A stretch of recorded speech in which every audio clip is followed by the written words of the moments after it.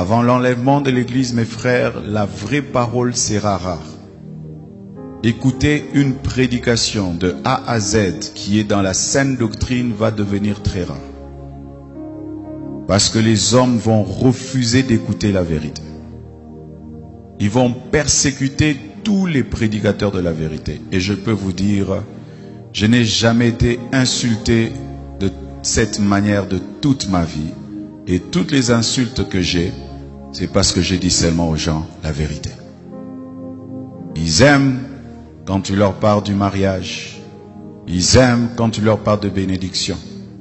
Mais quand tu touches à ce qui est essentiel, qui doit les amener à la repentance, à revoir leur vie, les hommes de ce siècle ne veulent plus.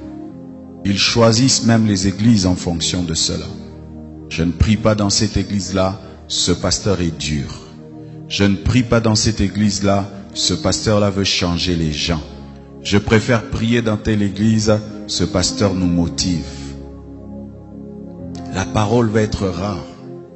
Rarement pour les enfants de Dieu.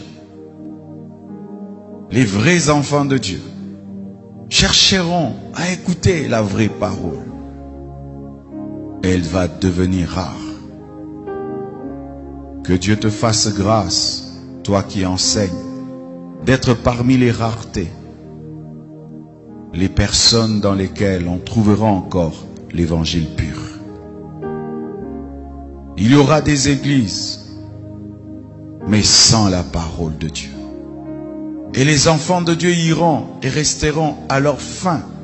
C'est vrai, j'ai entendu quelqu'un parler, mais il n'a pas parlé de la part de Dieu. Il a ouvert la Bible, mais il n'a pas parlé de la Bible. Ce phénomène va y aller croissant. Des gens qui ouvriront la Bible sans parler de la Bible. Des gens qui parleront de Jésus sans parler de Jésus. Des gens qui commenceront des églises, mais pas pour dire la vérité. Et les hommes, de même, iront à l'église, mais pas pour écouter la parole de Dieu. Ils iront par religion, par habitude, mais pas pour écouter la parole de Dieu. Ils demanderont même à leur pasteur de ne plus inviter tel orateur et tel orateur parce qu'il est dur.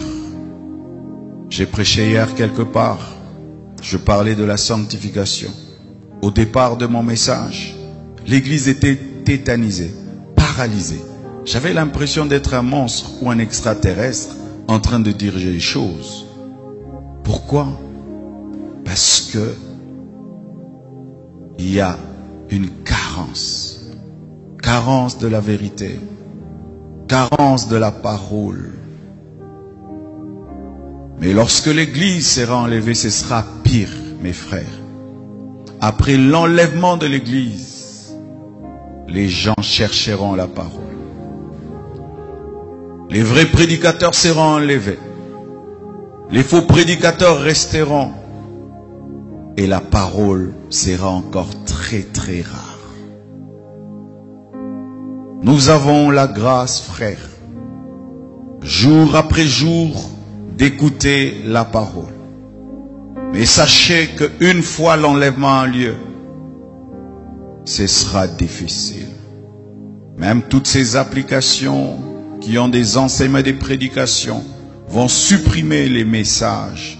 D'ici là, mes frères, nous n'aurons pas cette liberté de prêcher sur YouTube, de prêcher sur Facebook, de prêcher sur Twitter, sur Instagram. Non. Ces applications et ces réseaux n'ont pas été créés pour l'évangélisation. Ils ont été créés pour que le monde soit un, pour accueillir l'Antichrist. C'est pourquoi, remarquez, tu prêches contre l'homosexualité, on supprime ton post et on t'avertit. Une fois, j'ai posté sur Facebook, des hommes étaient en train d'adorer une vache. Et j'ai écrit, mon peuple périt, faute de connaissance. Facebook m'a écrit, ils ont bloqué cette vidéo.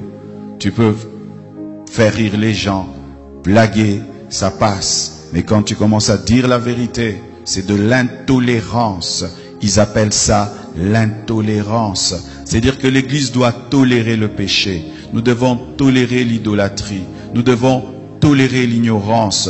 Nous devons être une Église qui ne dérange pas. C'est ça, le travail qui se passe dans le monde de ténèbres. Que les gens viennent à l'Église, mais qu'ils ne soient pas dérangés. Que l'on prêche, on ne les dérange pas, alors que la vérité dérange toujours.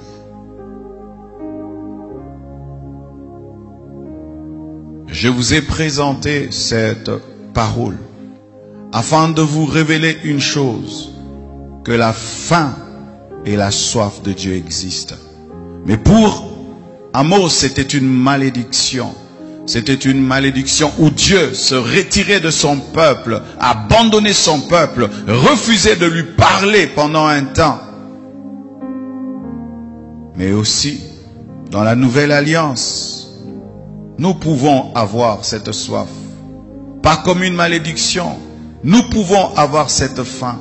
Pas comme une malédiction, mais au contraire, comme une bénédiction. C'est-à-dire que tu as la parole, mais tu la cherches comme si tu ne l'as pas. Tu as la présence de Dieu, mais tu la recherches comme si tu ne l'as pas. Ne tombez jamais dans la satisfaction. Ne pensez jamais être arrivé dans les choses de Dieu.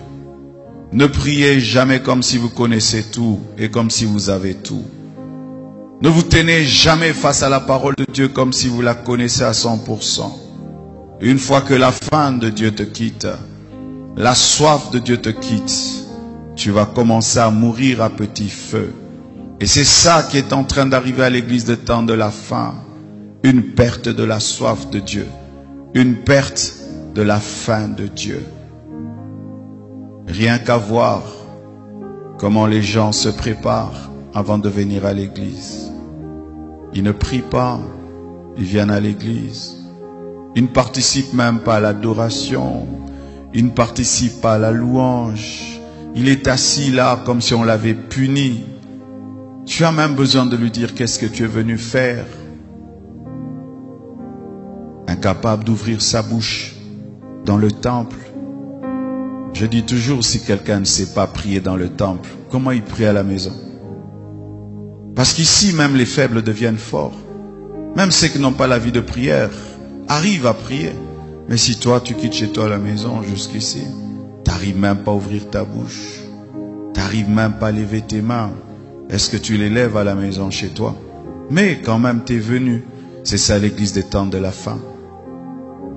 Des hommes qui s'approchent de Dieu, mais sans l'aimer. C'est comme ces mariages-là qui ont duré. Ils sont là seulement pour la forme. Il n'y a plus d'amour, il n'y a rien. Mais ils sont là pour les enfants.